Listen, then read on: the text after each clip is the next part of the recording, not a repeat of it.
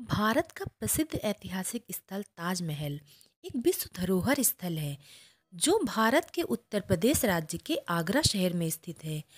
यह एक बेहद खूबसूरत मकबरा है जिसे शाहजहां ने अपनी पत्नी मुमताज महल की याद में बनवाया था। आगरा का ताजमहल भारत की शान और प्रेम का प्रतीक माना जाता है। मुगल बादशाह की मोहब्बत और शिद्दत का परिणाम है ताजमहल, जिसे खूबसूरती का नायाब हीरा कहा जाता है। गुम्बद नुमा इस इमारत को जब आप सिर उठाकर ऊपर की ओर देखते हैं तो इसकी नक्काशीदार छतें और दीवारें किसी आश्चर्य से कम नहीं लगती। यमुना के किनारे सफ़ेद पत्थरों से निर्मित अलौकिक सुंदरता की तस्वीर ताजमहल न केवल भारत में बल्कि पूरे विश्व में अपनी पहचान बना चुका है। इस ताजमहल की अप्रतिम सुंदरता को देखने के लिए देश विदेश से लाखों सैलानी आते हैं।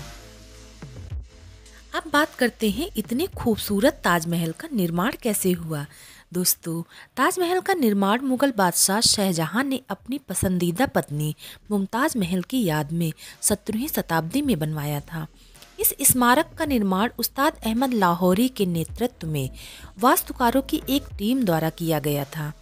इसमें संगमरमर पत्थर और अन्य कीमती सामग्री का उपयोग किया गया था।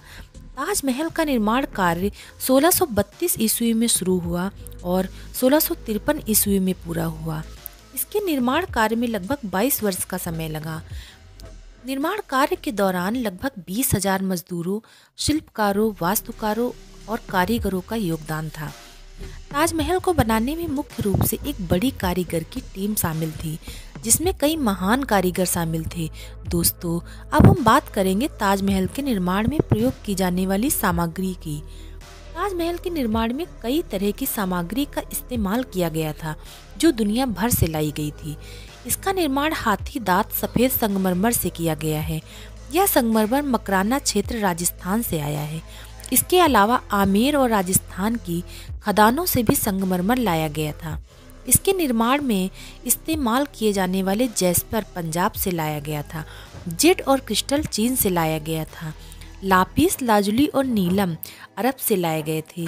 हीरे पन्ना से लाए गए थे। इसके अलावा आधार बनाने के लिए सीकरी और धौलपुर की पड़ोसी खदानों से लाल बलुआ पत्थर लाए गए थे।